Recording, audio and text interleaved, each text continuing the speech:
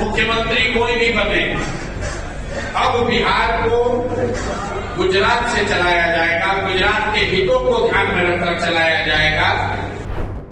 तो जो आज यहाँ मुख्यमंत्री बने हैं, व्यक्ति की बात नहीं है, उनकी चाबी, उनका रिमोट कंट्रोल अमित शाह के पास होगा।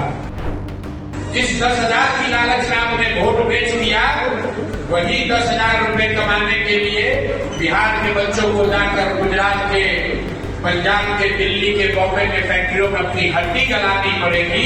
ये दुर्भाग्य है। बिहार, ज्ञान की भूमि बिहार को ये चाल चरित्र चेहरा का दावा करने वाली भाजपा का पहला सौगात है। ऐसे व्यक्ति को मुख्यमंत्री बनाए हैं जिसका चाल चरित्र और चेहरा तीनों चर्चा का विषय होना चाहिए। लेकिन ये नई भाजपा है और इन्होंने दिखाया है कि बिहार को अब गुजरात से चलाया जाएगा।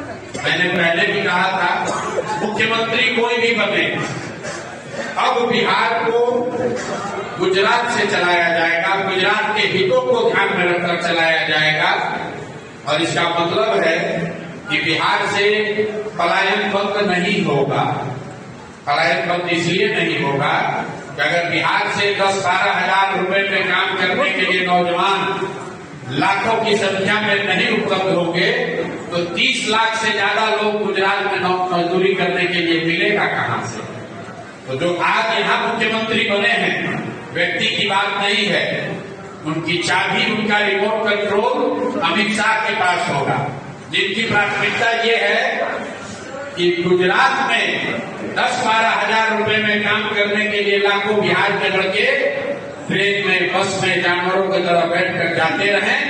आने वाला जो समय है उसमें गुजरात का अपनी फैक्ट्री में मालिक रहेगा और बिहार के बच्चे उन्हीं फैक्ट्रियों में मजदूरी करेंगे। इसका दोष किसी नेता और दल को नहीं है, इसके लिए हम और आप दोषी हैं, क्योंकि हम लोग मोदी जी का भाषण सुन के वोट दिए हैं, हिंदू मुसलमान बनकर वोट दिए हैं, जातियों में बंटकर वोट दिए हैं, 10,000 रुपए के लालच में वोट दिए हैं। तो उसका खामियाजा भी हमी को और हमारे बच्चों को भुगतना पड़ेगा। जिस 10,000 की लालच में आपने वोट बेच दिया, वही 10,000 रुपए कमाने के लिए बिहार के बच्चों को जाकर गुजरात के, पंजाब के, दिल्ली के, बॉम्बे के फैक्ट्रियों में अपनी हड्डी गलानी पड़ेगी। ये दुर्भाग्य है, लेकिन गलती हुई है तो भुगतना तो पड़ेगा ही।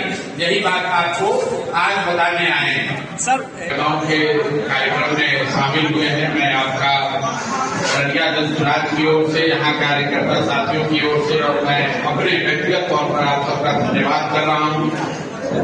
जैसा कि आपने देखा,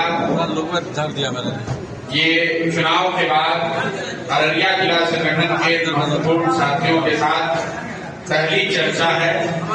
चर्चा का परिप्रेक्ष्य ये है कि जब चुनाव परिणाम आए और परिणाम निश्चित तौर पर जनसुराज के अनुसार नहीं आए हैं, जनसुराज की जो सोच थी उसके विपरीत आया है, उसके बाद जनसुराज के महत्वपूर्ण नेताओं ने, साथियों ने, हम सब ने पश्चिम चंपारण के गांधी विद्यालय आश्रम में एक दिन का सामूहिक मौन उपवास किया था और उस दिन उपवास के बाद ये घोषणा की थी कि बिहार बदलाव के जिस संकल्प को लेकर बिहार में हम लोग आए हैं, इस प्रयास को शुरू किए हैं, उस प्रयास की ईमानदारी में, उस संकल्प से पीछे हटने का कोई सवाल नहीं है। उस प्रयास की ईमानदारी में, शुद्धता में, तीव्रता में कोई कमी नहीं आएगी और आने वाले समय में जनसुराज अपने सभी साथियों को साथ लेकर उनके विचारों को समाहित करके बिहार के नवनिर्माण के लिए जो कुछ भी हो सकेगा,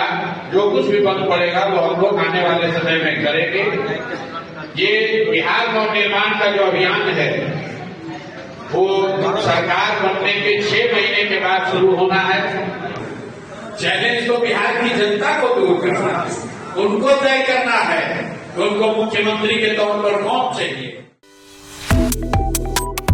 Subscribe to One India and never miss an update. Download the One India app now.